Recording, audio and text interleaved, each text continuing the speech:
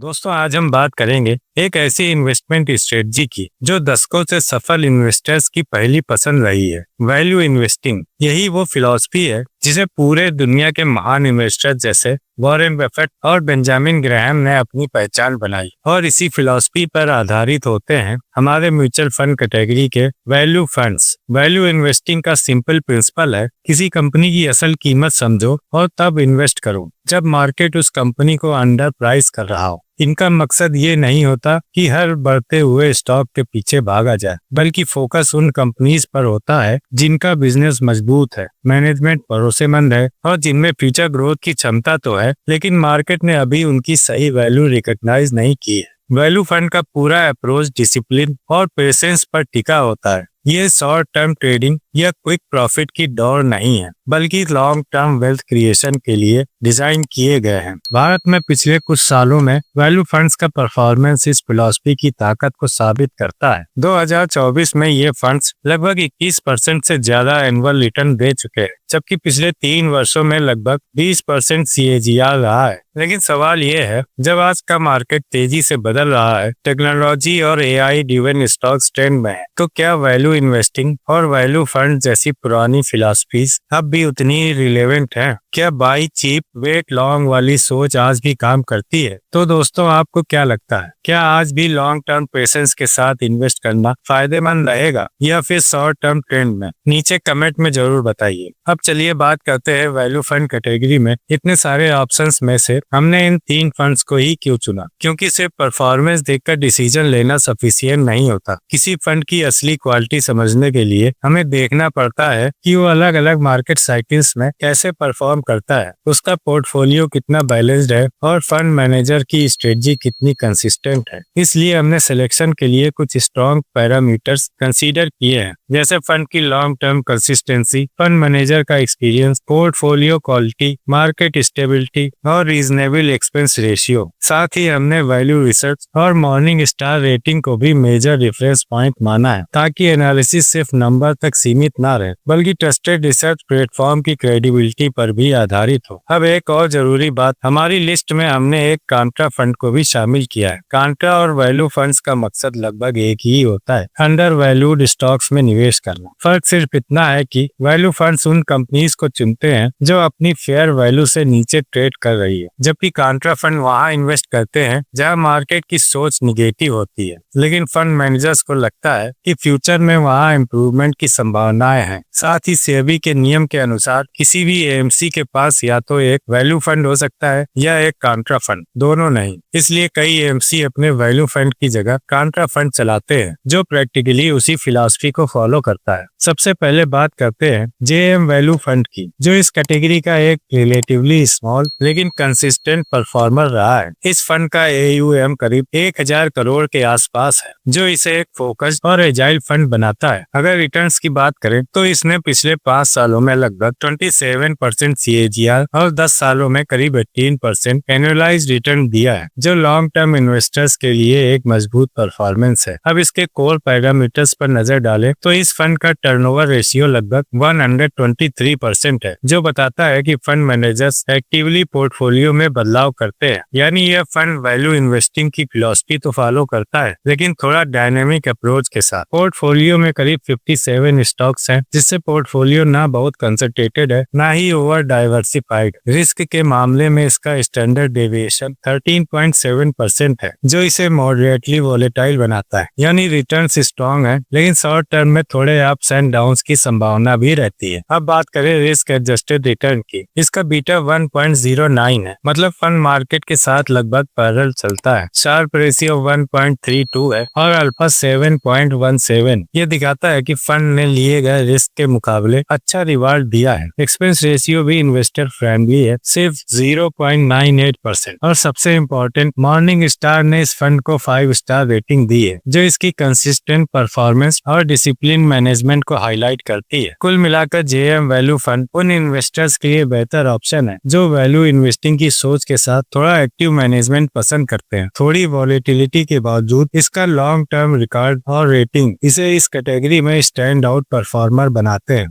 अब बात करते हैं इस कैटेगरी के सबसे पुराने और भरोसेमंद नाम की, ICICI Prudential value discovery fund. ये फंड वैल्यू इन्वेस्टिंग की फिलॉसफी को प्रैक्टिकली सबसे अच्छे तरीके से फॉलो करता है और इसी वजह से इसे मॉर्निंग स्टार और वैल्यू रिसर्च दोनों से 5 स्टार रेटिंग मिली है। इस फंड का AUM लगभग 53,000 करोड़ है, जो इसे इस कैटेगरी का सबसे बड़ा और सबसे लोकप्रिय फंड बनाता है। इसके साइज के बावजूद फंड का मैनेजमेंट डिसिप्लिन और कंसिस्टेंसी बनाए रखने में सफल रहा है। अगर रिटर्न की बात करें तो पिछले 5 सालों में ये फंड लगभग 27% CAGR डिलीवर कर चुका है और 10 सालों में करीब 16% एनुअलाइज रिटर्न, जो long term value investing approach के लिए काफी इंप्रेसिव है। अब आते हैं इसके कोर नंबर्स पर। इस फंड का टर्नओवर रेशियो 44% है, यानी मॉडरेट एक्टिविटी के साथ फंड मैनेजर पोर्टफोलियो को एडजस्ट करते हैं। यह वैल्यू स्टॉक्स को लंबे समय तक होल्ड करता है, लेकिन मार्केट साइकिल के हिसाब से टेक्निकल रीबैलेंसिंग भी करता है। पोर्टफोलियो में करीब 63 स्टॉक्स हैं, जो अच्छी डाइवर्सिफिकेशन दिखाता है। रिस्क के हिसाब से इसका स्टैंडर्ड डेविएशन 9.04% है, जो बाकी वैल्यू फंड्स की तुलना में काफी लो है। मतलब रिटर्न्स स्टेबल है और वॉलेटिलिटी भी कम है।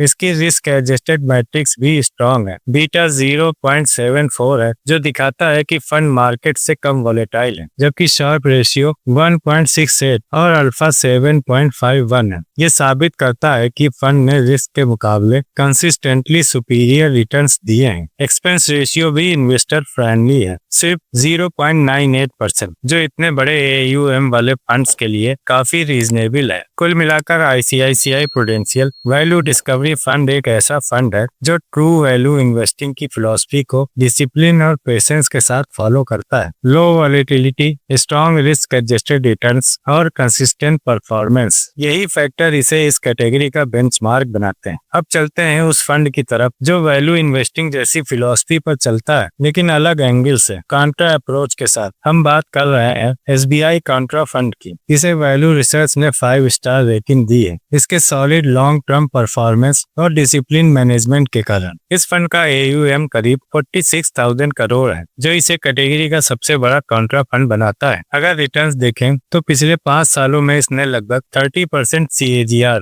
और 10 सालों में करीब 17% एनुअलाइज रिटर्न दिए हैं, जो दिखाता है कि लॉन्ग टर्म में इसने कई ट्रेडिशनल वैल्यू फंड्स को पीछे छोड़ा है। अब इसके कोर मैट्रिक्स पर नजर डालें तो इस फंड का टर्नओवर रेशियो लगभग 227% है, यानी पोर्टफोलियो काफी एक्टिवली मैनेज्ड है। कांट्रा स्ट्रेटजी में फंड मैनेजर्स अक्सर उन सेक्टर्स या कंपनीज में इन्वेस्ट करते हैं जहां मार्केट सेंटीमेंट फिलहाल कमजोर होता है, लेकिन फंडामेंटल्स स्ट्रांग होते हैं। इसलिए हाई टर्नओवर रेशियो ये दिखाता है कि फंड टाइमली अपॉर्चुनिटीज को पकड़ने की कोशिश करता है। पोर्टफोलियो में करीब 78 स्टॉक्स शामिल हैं, जिससे डाइवर्सिफिकेशन बहुत अच्छी है। रिस्क के मामले में स्टैंडर्ड डेविएशन 10.38% है। इसका मतलब है मॉडरेट वॉलेटिलिटी, लेकिन रिटर्न्स के मुकाबले बैलेंस्ड। रिस्क एडजस्टेड परफॉर्मेंस भी मजबूत है। बीटा 0.86 बताता है कि फंड का मूवमेंट मार्केट से थोड़ा कम है, जबकि शार्प रेशियो 1.36 और अल्फा 5.45